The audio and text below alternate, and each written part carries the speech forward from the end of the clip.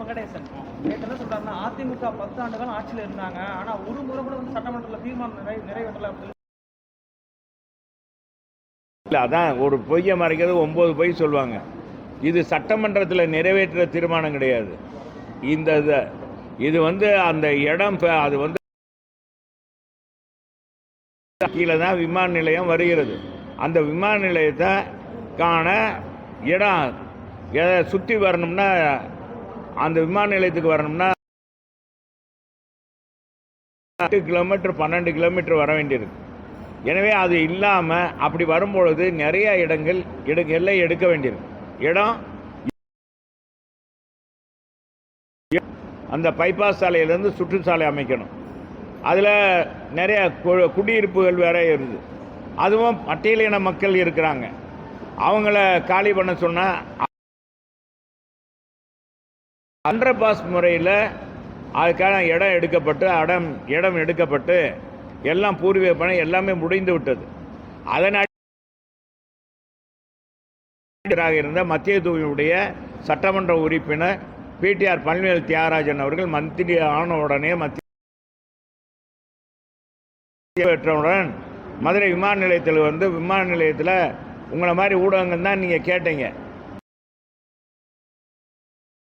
Pass அமைக்கப்படுமே அப்படின்னு சொன்னாங்க. நீங்கள் என்ன செய்ய போகிறீங்கன்னு அவங்க காலம் அவன் தேர்தல் அறிவித்ததுனால அவங்க தொடங்கலையே, நீங்கள் என்ன செய்ய போகிறீங்கன்னு கேட்கும்போது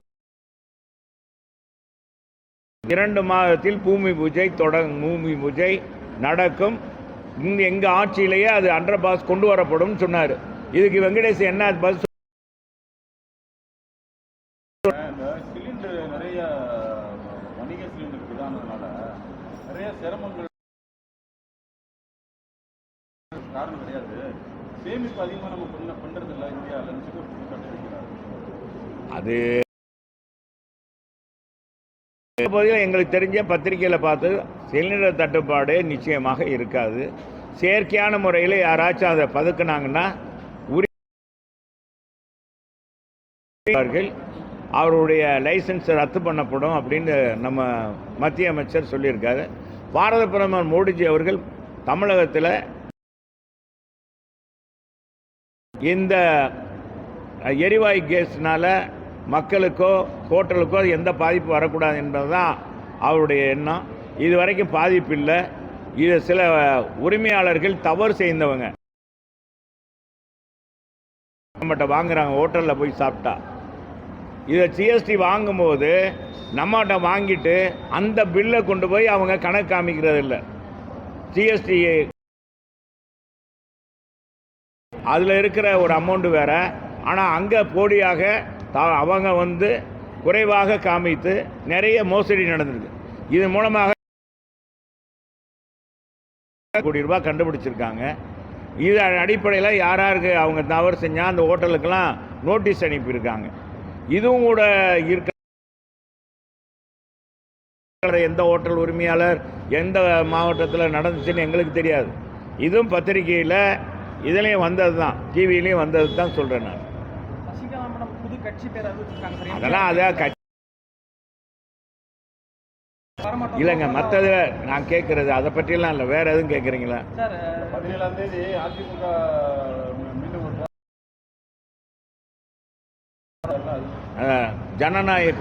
தேசிய ஜனநாயக கூட்டணி சார்பாக மாபெரும் கண்டன ஆர்ப்பாட்டம் தமிழகத்தில் எல்லா ரெவன்யூ மாவட்டத்திலையும் இன்றைக்கு அறிவித்திருக்கிறார். அறிவித்ததன் அடிப்படையில் ஒவ்வொரு மாவட்டத்துக்கும் யார் தலைமை ஏற்பாங்க, ஒவ்வொரு மாவட்டத்துக்கும் அந்த சொல்லி அது ஒரு அறிவித்திருக்காங்க. மதுரை மாவட்டத்துக்கு நம்ம ஜெயம் தேட்டர் அருகாமையிலே நடக்கிறது. அந்த ஜெயம் தேட்டர் அருகாமையில் நடக்கிற நம்முடைய பாரதிய ஜனதா கட்சியுடைய மாநில தலைவர் நயினார் நாகேந்திரன் வருகிறார். வருகிறார். என்ன காரணம்னா, தமிழக கலாச்சாரம் அதிகமாகிவிட்டது. பெண்களுடைய பாலியல் வன்கொடுமை சின்ன பிள்ளையிலிருந்து பாலியல் பிள்ளையிலிருந்து வயசானவங்க வரைக்கும் இன்னைக்கு இருக்கிறது. இதை கண்டித்தோ தான் இந்த ஆர்ப்பாட்டம். இன்றைக்கு அந்த ஆர்ப்பாட்டம் முழுமையாக வெற்றி பெற்று விட்டது. இதற்கு முன்பாக எங்கள் பொதுச் செயலாளருக்கு ஆமாங்க, அவர் தான் அடுத்த முதலமைச்சர். அது சுக்கிரதிசை எப்படின்னு பாருங்க. கமலஹாசன் இதுவரைக்கும் என்ன செஞ்சாரு? அந்த கட்சியினுடைய டார்ச் லைட்டே பிடிங்கிட்டாங்க திமுக. அப்படி இருந்து அந்த கட்சி கூட இருந்தார். அவரும் இன்னைக்கு என்னன்னா குதித்து எழுந்திருக்கிறார். இன்னைக்கு அவர் வலைதளத்தில் தமிழ்நாட்டில் என்ன சமூக நீதி, என்ன சமூக பாதுகாப்பு இருக்கு? பெண்களுக்கு குழந்தைகளுக்கு பாதுகாப்பே இல்லாத தன்மை இருக்கு, மிக மோசமாக இருக்கு. அப்புறம் என்ன முன்னேற்ற? வலைதளத்தில் முதல் பக்கத்தில் ஒரு பத்திரிகையில் வந்திருக்கு, இன்னொரு பக்கத்தில் வந்து தமிழ்நாடு முன்னேறி இருக்கிறது சொல்லி நம்ம முதலமைச்சர் அவர் படத்தை போட்டு இதுதான் முன்னேறு, விளம்பரம் கொடுத்ததான் முன்னேறு. அப்பா நானும் பார்த்தாலும் பார்த்தேன், ஆனா நம்ம முதலமைச்சர் ஸ்டாலினை போல பார்க்கல, நான் உன்னை போல பார்க்கலன்னு ஒரு பாட்டு இருக்கு. அது மாதிரி பார்த்தா யாத்து பேப்பரை திறந்தா அவர் படம் தான். எங்க மக்களை காக்க போறீங்க? பெண்களுக்கே பாதுகாப்பு இல்லையா? முதலமைச்சர் என்ன பார்த்தாலும் சரி. என்னங்க கனிமொழி பாலியல் வன்கொடுமை பண்ணி அந்த குழந்தை இறந்துருச்சு. இன்னைக்கு தமிழ்நாடு பூரா அந்த பெண்ணுக்காக நேற்றைய தினமே மெழுகுவத்தி ஏந்தி இன்னைக்கு தகவல் தொழில்நுட்ப சார்பாக எங்கள் மாரியம்மன் தெப்பக்குளம் அருகாமையில் நடத்துகிறார் எங்கள் மாநில செயலாளர். நான் கூட அங்கே போக வேண்டியதுதான்.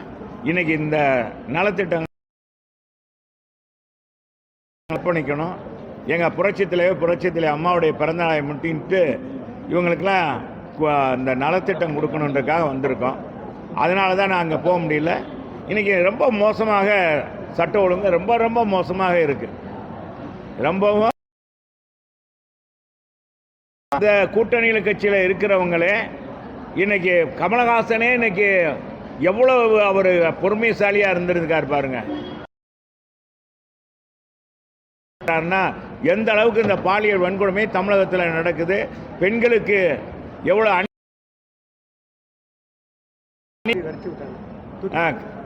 அன்பு சகோதரி கனிமொழியை வந்து அவங்க தான் இந்த ஆட்சிக்கு வர்றதுக்கு முன்னால் சொன்னாங்க, இளம் விதவைகள்லாம் பாதிக்கப்படுறாங்க, எங்கள் அண்ணன் வந்தால் ஒரு சொட்டு மதுபானம் கூட இருக்காதுன்னு சொல்லி எல்லாத்துட்டையும் ஓட்டு கேட்டாங்க மகளிர் அணி செயலாளர். இப்போ கட்சியில்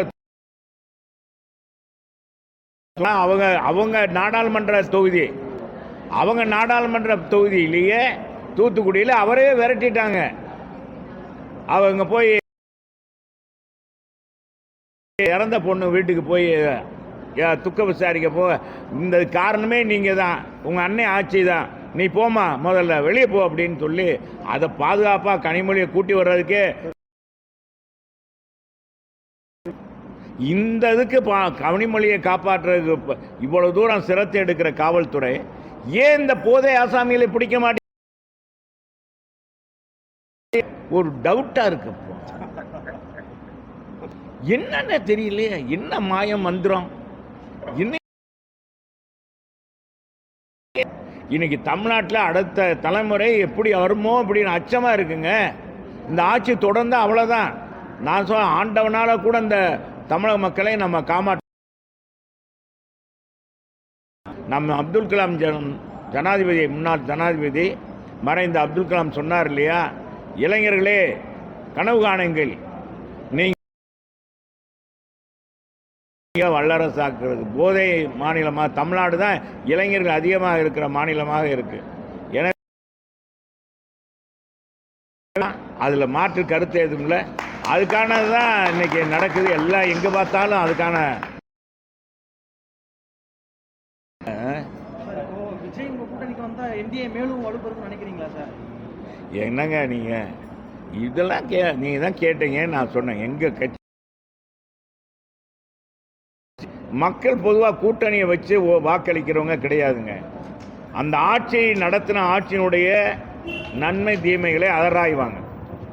ஏமா அப்படித்தானம்மா செய்வீங்க? இனி 5 வருஷம் அவங்ககிட்ட கொடுத்தா எப்படி செய்வாங்க? அப்படிதானே நினைப்பீங்க. என்னம்மா ஆமா இல்லை நீ சொல்ற காது கேட்கலையா? என்னம்மா யாருமே பேச மாட்டேங்க. எனக்கு ஓட்டு போடும், எங்களுக்கு ஓட்டு போடுங்கலாம் சொல்ல பொதுவாக கேட்குறேன். இப்போ நானே இருக்கேன், நான் நல்லது செஞ்சால் தான் நீங்கள் எனக்கு ஓட்டு போடுவீங்க. இல்லைன்னா போயிட்டு வாடாப்பா செல்லூர் ராஜு, நீ செல்லூருக்கே கிளம்பு அப்படின்றவீங்க. ஒன்றுமே செய்யல, அப்புறம் என்ன ஓட்டு கேட்குறேன், உனக்கெல்லாம் ஓட்டாக்கும் ஓட்டு அப்படின்னு சொல்லுவீங்க. ஆனால் பொதுவாக மக்களுக்கு நல்லதை இந்த அரசாங்கம் செய்திருந்தால் இவ்வளோ விளம்பரம் தேவையில்லை. நாள்தோறும் பத்திரிக்கை, டிவி, இப்போ எது வருதோ வரலைங்க டிவியில். நான் முதல்ல சொன்னேன், உங்கள் உடை வெண்மையாக வேண்டுமா, பளிச்சென்ற வெண்மை வேண்டுமா, ரீல் போடுவாங்க. அப்போ இன்னொரு இது விளம்பரமாக அந்த குழந்தை ஒரு பெண்ணு அம்மா எங்களை மறந்து போனாலும் பரவாயில்ல, கிளைக்கோடு இது மட்டும்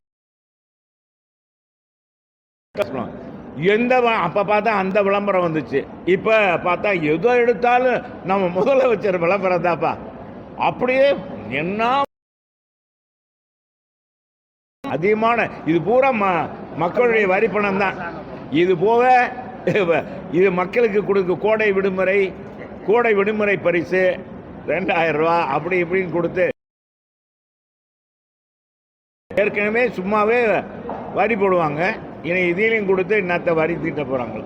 சரி வாங்க தப்பு. திமுகவை அழிக்க வேண்டும் என்று நினைச்சவங்க எல்லாம் சொன்னவங்க எல்லாம் இடம் தெரியாம போய் நம்ம வைகை புயல் தானே, வைகை புயல் கொடுக்கட்டுங்க. வைகை புயல் பேச பேச திமுக அலைந்து போகும். 2011 புயலென கிளம்பினார். அவர் ஒரு பக்கம் பரப்பிட்டாரு, குஷ்பு ஒரு பக்கம் பரப்பிட்டாங்க. பார்த்தா ஏன் தொகுதியிலே வந்து பேசினார். பாசனா கூட்ட தெரிஞ்சு நிற்குது.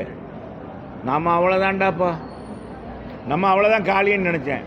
அப்புறம் பார்த்தா தெரியும் வைகை புயலுடைய ராசியே என்னன்னா திமுகவுக்கு மனசு இருக்கும், திமுக வரக்கூடாதுன்னு. அதனால தான் அப்படி பேசுறாரு. அதிமுக போராட்ட வச்ச மாதிரில கேஸ் அதெல்லாம் சும்மாங்க. கேஸ் தட்டுப்பாடு எங்க கேஸ் கிடைக்கல, சும்மாங்க. அதெல்லாம் நாடகம் தான். இது ஒரு நாடகம் தான். அந்த கூட்டணி கட்சியை என்னதான் கூட்டம் எங்க புற்று வெளியே மருந்து கொடுத்தா ஆறாது. புற்றுநோய்க்கு உள்ள என்ன செய்யணுமோ அதைத்தான் மாற்றணும். புற்றுநோய் கட்டியை மாற்றணும். அந்த மாதிரி இந்த ஆட்சியில் புற்றுநோய், இந்த ஆட்சி தமிழக மக்களுக்கு ஏற்பட்டிருக்க புற்றுநோய் மாதிரி. இதை களையணும்னா உண்மையிலே உடல் நல்லா இருக்கணும், இந்த நாடு நல்லா இருக்கணும்,